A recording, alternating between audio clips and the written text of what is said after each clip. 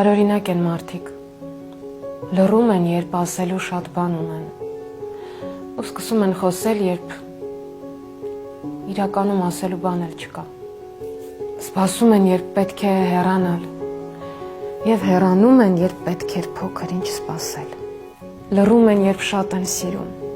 և սկսում են գոռալ իրենց սիրո մասին, երբ իրականում չեն էլ սիրում,